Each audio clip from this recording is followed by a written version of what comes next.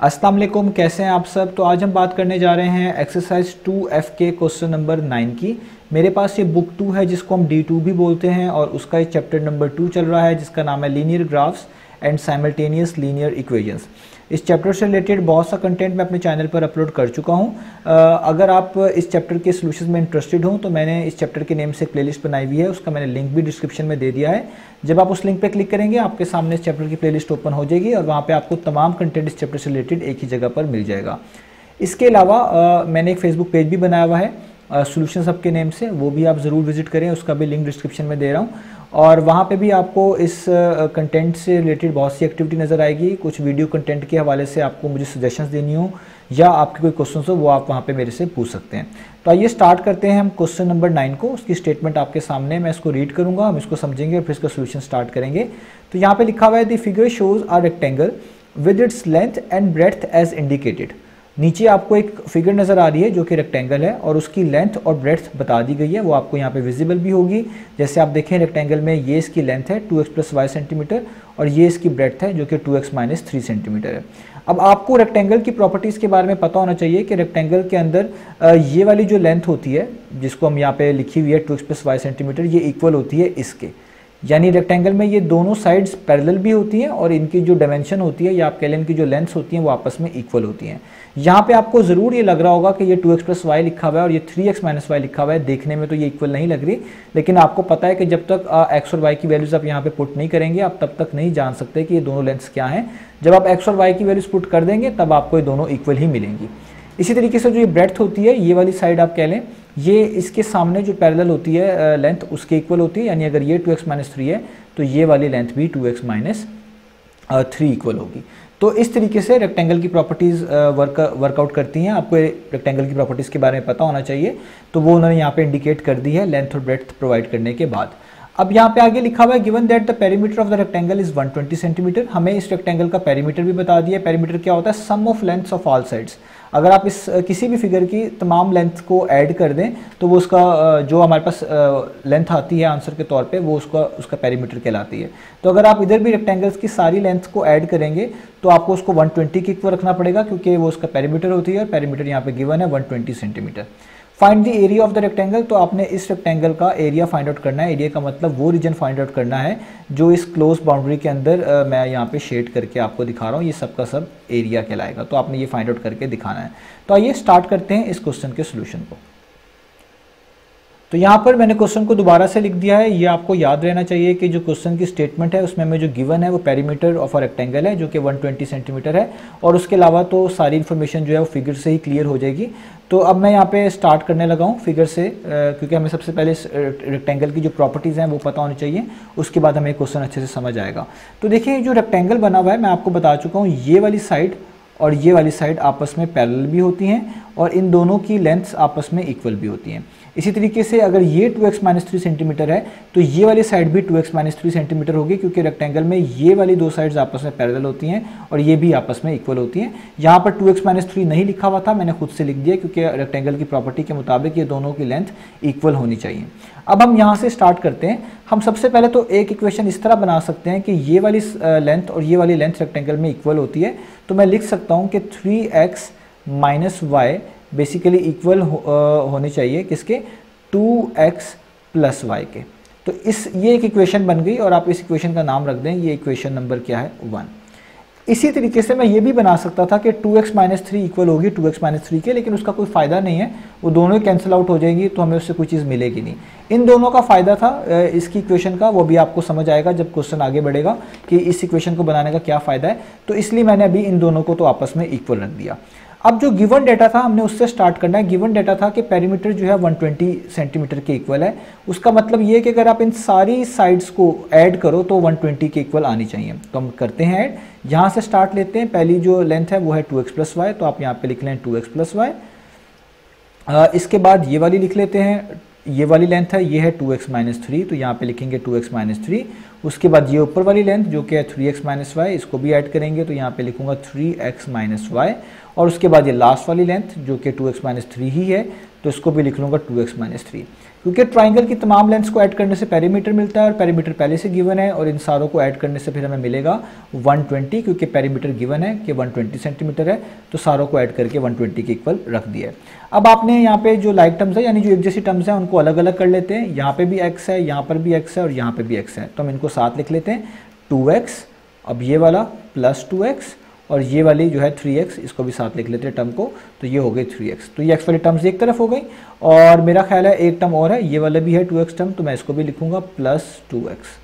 तो बेसिकली ये आपके पास 3 टाइम्स जो है 2x आ रहा है और 1 टाइम्स 3x आ रहा है। तो देखिए मैंने सारी x वाली टर्म्स एक तरफ कर ली हैं। अब जो y वाली टर्म्स है उनको भी अलग कर लेते हैं। ये प्लस y लिखा हुआ है, इसको यहाँ पे लिख लेते हैं। ये नेगेटिव y लिखा हुआ है, इसको भी इसके साथ ही लिख लेते हैं। और जो कांस्टेंट टर्म्स हैं इनको भी अलग कर लेते हैं। ये -3 है तो यहाँ पे -3 आ जाएगा, और ये भी -3 है, यहाँ पे भी -3 आ जाएगा, और यहाँ पे आपके पास सिर्फ बचेगा 120। अब जब हमने सारी ये लिख ली हैं, अब हम इनको सॉल्व करेंगे। तो देखें 2 + 2 होता है 4, 4 + 3 कितना होता है, वो होता है 7, और 7 + 2 कितना होता है, वो होता है 9।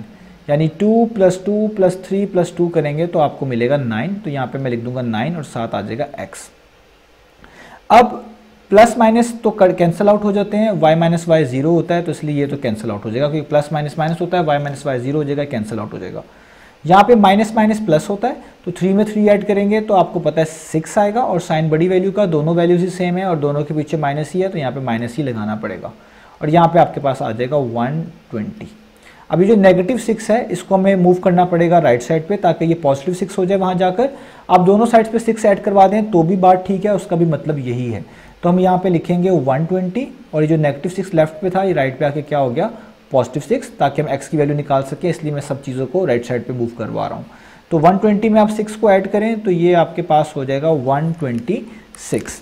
अब ये जो 9 यहाँ पे मल्टीप्लाई हो रहा है ये वहाँ जाकर होगा डिवाइड, तो आप दोनों साइड्स पे 9 को डिवाइड कर दें तो भी ठीक है, और ऐसे भी ठीक है, जैसे मैं लिख रहा हूँ 126 डिवाइडेड बाय 9, यानी वो 9 जो वहाँ पे मल्टीप्लाई हो रहा था यहाँ के क्या हो गया, डिवाइड। तो अब आपको पता है 9 1 टाइम्स और 9 14 टाइम्स 126 होता है, तो x का आंसर तो आपके पास आ गया 14। तो x की वैल्यू हमने यहाँ पे फाइंड आउट कर ली है। अब हमें y की वैल्यू भी चाहिए, क्योंकि x और y की वैल्यू जब तक नहीं आएगी हम एरिया ऑफ रेक्टेंगल नहीं फाइंड आउट करके दिखा सकते। तो अब देखें x की वैल्यू जो है 14, ये जो मैंने निकाली है, मैं इस x की वैल्यू को अगर पुट कर दूं इस इक्वेशन नंबर 1 में, जो मैंने स्टार्ट में सेट की थी, और आपको बताया था कि ये मैंने इसलिए सेट किया है कि इसका एक फ़ायदा मिलेगा एंड पे, और वो फ़ायदा यही है कि जो x की वैल्यू आपने निकाली है वो आप जब इस इक्वेशन नंबर 1 में पुट करेंगे तो आपको y की वैल्यू भी मिल जाएगी। तो अब मैं x की वैल्यू इस इक्वेशन में पुट कर दूंगा, जो कि है 3x - y = 2x + y। तो मैं यही करने लगा हूँ। ये जो x की वैल्यू है मेरे पास, इसको मैं पुट कर दूंगा इक्वेशन नंबर 1 में। तो मैं यहाँ पे लिख देता हूँ put x = 14 in equation number 1, in equation number 1। Equation number 1 मैं एक बार दोबारा लिख देता हूँ, वो है 3x - y = 2x + y। अब इसमें जहाँ जहाँ पर x आ रहा है वहाँ पे 14 पुट कर देता हूँ, तो 3x की जगह पे लिखूंगा 14 - y वैसे का वैसे, यहाँ पे लिखूंगा 2x की जगह पे फिर से 14, और अब +y वैसे का वैसे ही। अब आपने यहाँ पे 3 को 14 से मल्टीप्लाई करना है, तो आपके पास आ जाएगा 42, यहाँ पे आएगा -y, 2 को आपने 14 से करना है तो ये आपके पास हो जाएगा 28, और यहाँ पे आ जाएगा +y। ये जो अब यहाँ पे आप कोशिश करें कि y वाली टर्म्स को एक तरफ कर लें और कांस्टेंट वाली टर्म्स को एक तरफ कर लें, ताकि y की वैल्यू इजीली आ सके। तो देखें ये मेरे पास +28 है, 214 टाइम्स 28 है, +28 है। तो अगर हम इस 28 को मूव कर लें लेफ्ट साइड पे, तो ये +28 जो है वहाँ जाकर क्या हो जाएगा, ये वहाँ जाकर हो जाएगा -28। आप दोनों साइड्स पे 28 को सब्ट्रैक्ट भी करवा सकते हैं, तो भी उसका भी मतलब यही बनेगा। तो ये जो +28 है इसको मैंने लेफ्ट साइड पे मूव कर लिया, ये -28 हो गया। और ये जो -y है इसको मैं इक्वेशन के राइट साइड पे मूव कर लेता हूँ, तो ये वहाँ जाके क्या हो जाएगा, +y। आप दोनों साइड्स पे 28 को सब्ट्रैक्ट करवा दें, और साथ ही अगले स्टेप में दोनों साइड्स पे y को ऐड करवा दें, तो भी आपके पास यही इक्वेशन आएगी सॉल्व करने के बाद, जो मैंने यहाँ पर लिख दी है। ठीक है, तो अब देखें 42 में से तो 28 को आपको करना पड़ेगा माइनस, तो 42 में से जब आप 28 को माइनस करेंगे तो आपके पास आएगा 14। और y + y का क्या मतलब है, सिंपल y का मतलब होता है 1y, तो ये दोनों 1y ही हैं, तो 1y + 1y कितना हो जाएगा, ये हो जाएगा 2y। अब क्योंकि आपको y की वैल्यू फाइंड करनी है और तो y के साथ 2 मल्टीप्लाई हो रहा है, 2 वहाँ जाकर क्या हो जाएगा डिवाइड। आप दोनों साइड्स पे 2 को डिवाइड भी कर दें तो भी उनका मीनिंग सेम ही है। तो यहाँ पे आपको पता है 2 7 टाइम्स 14 होता है, तो यहाँ पे हो जाएगा 2 1 टाइम्स 2 7 टाइम्स, तो y का आंसर आ गया 7। अब आप इजीली एरिया ऑफ रेक्टेंगल निकाल सकते हैं। तो अगर मैं आपको जो शेप है जो कि हमने ऊपर ड्रॉ की थी वो दोबारा दिखाऊं, तो उसमें जो लेंथ थी वो ये थी, ये आपकी लेंथ थी 2x + y, और ये आपकी ब्रेड्थ थी। और आपको पता है अगर लेंथ मल्टीप्लाई बाय ब्रेड्थ करें तो एरिया ऑफ रेक्टेंगल आता है। तो इसका मतलब है एरिया ऑफ रेक्टेंगल हम आसानी से निकाल सकते हैं, क्योंकि लेंथ में 2x + y लिखा हुआ है और x और y की वैल्यू निकाल ली है, वो हम यहाँ पे पुट कर देंगे।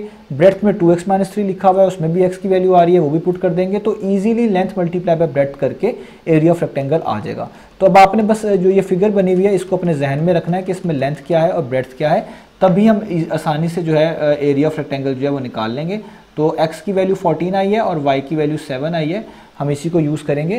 तो अब मैं यहाँ पे लिखूँगा एरिया ऑफ अ रेक्टेंगल, जो कि बेसिकली फाइंड करना है वो क्या आएगा, एरिया ऑफ रेक्टेंगल वो होगा लेंथ मल्टीप्लाई बाय ब्रेड्थ, यानी लेंथ को मल्टीप्लाई बाय ब्रेड्थ कर दें तो आपके पास एरिया ऑफ रेक्टेंगल आता है। अब लेंथ आपके पास क्या है, वो है 2x + y सेंटीमीटर, तो आप यहाँ पे लिख लें 2x + y multiply by breadth क्या है, यहाँ पे मैं सेंटीमीटर भी लिख देता हूँ, वेट मैं इसको यहाँ पे इस तरह लिख देता हूँ, मल्टीप्लाई बाय ब्रेड्थ हमारे पास है 2x - 3 सेंटीमीटर, 2x - 3 सेंटीमीटर। अब आपको ज़ाहिर बात है यहाँ पे x और y की वैल्यू पुट करनी पड़ेगी। x की वैल्यू 14 है, अभी ऊपर निकाल के दिखाई है, और y की वैल्यू तो ऊपर आपको नज़र भी आ रही है 7 लिखी हुई है। आप पहले इसमें वो वैल्यूज़ पुट कर दें, तो ये हो जाएगा 2x की वैल्यू 14 यहाँ पे पुट कर दें, y की वैल्यू 7 ब्रैकेट क्लोज, यहाँ पे सेंटीमीटर लिख दें। यहाँ पे भी x की वैल्यू आनी है, x की वैल्यू है 14 ब्रैकेट क्लोज -3 फिर ब्रैकेट क्लोज और सेंटीमीटर लिख दें। अब मैं इसको सारे को एक बार ही सॉल्व कर रहा हूँ। 2 को 14 से मल्टीप्लाई करें तो आपके पास आएगा 28, और 28 में आगे आप ऐड कर दें 7 तो आपके पास आ जाएगा 35। 2 14 टाइम्स 28, 28 में 7 ऐड करें तो आपके पास आएगा 35, और सेंटीमीटर वैसे ही। यहाँ पे भी ऐसे ही करें, 2 को 14 टाइम्स करें तो आपके पास आता है 28, और आगे 3 माइनस हो रहा है तो 28 में से 3 माइनस कर दें तो आपके पास आ जाएगा 25, और ये सेंटीमीटर। यानी अब 35 को मल्टीप्लाई करना है 25 से, तो आपके पास आंसर आ जाएगा इसका एरिया का। तो 35 मल्टीप्लाई बाय 25 करने से आपके पास आएगा 875, और सेंटीमीटर टाइम्स हो जाएगा सेंटीमीटर स्क्वायर, क्योंकि ये एरिया है। तो यही हमने फाइंड आउट करके दिखाना था। तो एरिया ऑफ रेक्टेंगल आ चुका है, वो है 875 सेंटीमीटर स्क्वायर। तो यहाँ पे हमारा ये क्वेश्चन हुआ ख़त्म।